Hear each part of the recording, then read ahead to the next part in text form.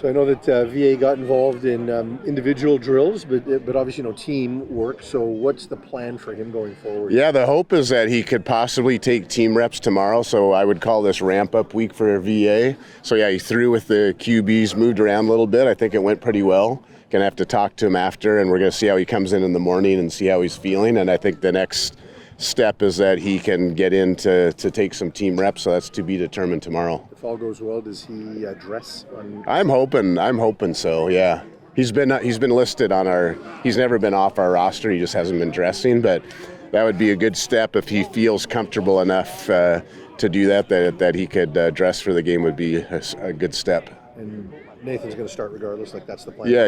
Yeah. Now Nathan's taken all the reps, and VA's not at that stage yet, but definitely coming along. He took a step, Nathan did, between game 1 and 2. What kind of step do you need to see from him between game 2 and 3 here? Yeah, I think he's going to continue to get better. I think about what he pulled off in a month of going from the Giants to the Falcons to being a starting CFL quarterback. So I don't know how he does that. Anyways, kind of continue to get better, more comfortable. Another week of practice. All those things, and I'm the two things I'm really looking forward to is Nathan's going to continue to get better and more comfortable with things, and VA being healthy is going to only make our football team stronger. Is more being added to Nathan's plate? Is there the playbook being expanded in any way, or is it just a better grasp of everything that's I think it's just a matter of just getting comfortable with the game again and playing. So it's he can handle all as far as the size of our ready list or what we have in the game. But yeah, I think he's just going to get more comfortable as he goes. Are there certain plays that maybe suit his skill set? Obviously, had him before, but getting a better understanding of things that work well with him this go around? Yeah, we have a pretty good feel for him, and he makes, obviously you see in the Ottawa game, he made some really good plays. I imagine he's going to tell you there's 2 or 3 plays he'd want to have back, but that's part of the thing. But you can see him making some good throws, using his legs, doing all the things that you typically see him do, and he's only going to get better as time goes on. You talked to us about the prospect of playing in Victoria. It's obviously not the first time the league's done something like this, but first time in Victoria, what does it mean to be part of it? I think it's going to be totally cool. I went there for the initial press conference, and the vibe and the energy was really good. Like, it was legit. It wasn't some publicity stunt or anything like that. So I think it's going to be really good. The game obviously is going to be the highlight of it, but I know the festival and all the other stuff, and then we're gonna spend a full day practicing over there, and then another day doing a walkthrough. So I think it's going to be a good experience for our football team to spend time on the island and get to be a part of this. Rick, taking off your head coach hat for a second and putting on your co-GM hat, this team is obviously in the middle of a losing skid here. What does this team need, and can you go out and get it to turn things around here? Well, number one, we just need to find ways to play better. And I know that sounds like a broken record, but the way this whole thing is shaking out this year is there's a pile of teams in the West where it's going to be anybody's game, and that still holds true right now. So we need to just get on the right side of the scoreboard. I think the game in Ottawa was more reflective for a lot of the game of the type of team we can be, but we got to do it for 60 minutes in order to pull it off. And early in the season, we had the knack in the fourth quarter for making the plays to win games, and then we haven't been doing that lately. So we just got to keep working, keep our belief, and go from there. Do you have the tools you need, the people you need in this club?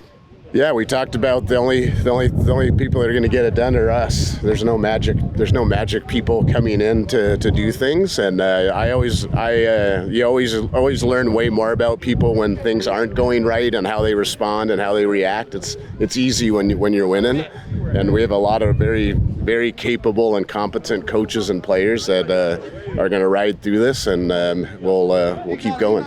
Rick, when you look at you mentioned confidence in the fourth quarter, that you used to be making those plays, and now it seems like things are happening, whether it be a reach to hold or grab somebody or whatever, that indicate a lack of confidence.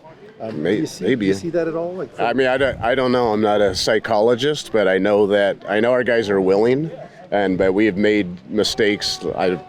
Yeah, like the one you're talking about is we sack the guy and then we get illegal contact. So that's all part of just playing better football.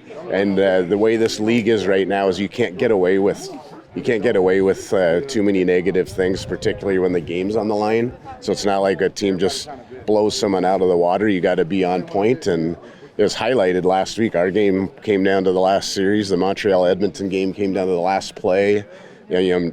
Hamilton, Winnipeg, like all these things. I know for the coaches and players it's stressful, but everything just gets highlighted. So you need to make sure you're doing everything you can in the fourth quarter to win. How about Hollins? Like production-wise, it's disappeared, and he's dropping balls consistently. Like, what do you do to address? Yeah, so we got to keep working with him. I know his heart is in the right place, and the want to is too. I want to make sure that he's got literally a spring in his step, because that's his game, and I'm going to be surprised if he's not a little more energetic this game. You have to get a guy like him the ball early, some simple touches to get comfortable. Yeah, and I think he's been working through some stuff too, just physically and things like that, where you want him feeling good and running, because he obviously makes a big difference just from an explosive play point of view, and also just making some big plays that help us. So he's always in the plan, and we want to get him the ball early, and we'll keep working on it. Tackling in the secondary has been an issue. He's getting reps with the ones today. Where does he fit in terms of that skill? Yeah, I think our guys are willing, but I think it's a mindset and a habit that you are running to the ball, and it just erases mistakes. And so when the other team does make a play, it's just a play they make. It doesn't turn into a disaster, and we're not doing a good enough job as 12 guys of erasing those mistakes. And I think it's a mindset and a habit that we got to remind ourselves that matters all the time, and we got to do that. Ron, what can he bring if he gets added? Well, he's a super energetic, hustles, does all those things, and has got man-to-man cover skills. We need to be able to cover people man-to-man too. So very, very difficult to play defense of saying, we're not going to cover man because we're nervous about it. So we need to get to a point where we get our mojo back, where we're doing stuff like that again, because you got to be able to to do that in certain situations to make plays and get off the field. Last one for me, with your GM hat. Matthew Betts got cut in Detroit. Doesn't look like a PR spot is likely there. So if he doesn't get claimed, is there a way to bring him back here? Yeah, we'd always be open to bringing him back. Absolutely, no question. If that happens to be a possibility, we'd do it. You talked about how close it is in the West. There's not a lot separating from the top and the bottom. But does that mitigate the sort of sense of urgency that you might feel as a team to win? No. The sense of urgency is ratcheted all the way up. That's not a sense. I just say from a point of view that it's a little bit of a reprieve, in that maybe there's a little more room for error to have a lull during the season, which sometimes there's not. And if you look at the East standings, that's kind of the way the West has been, is that, there's not much room for error over there if you want to try to finish in first or second or whatever.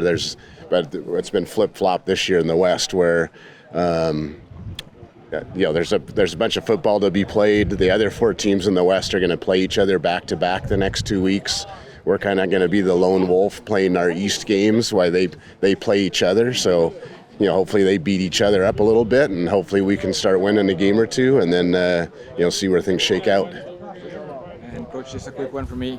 The Redblacks are doing really well in the East. What did you see from them last week, and what are you expecting for the game on Saturday? Yeah, they sure do a good job of making plays to win the game. They had I believe 3 walk-off field goals, and then our game was there for the taking at the end, and they seem to have a knack for making the plays to win games. So it's amazing how close that can be, and if you start winning those close games, all of a sudden your record looks good, and if you do the opposite, it looks bad. So they're a good team, and we'll have to play well to beat them.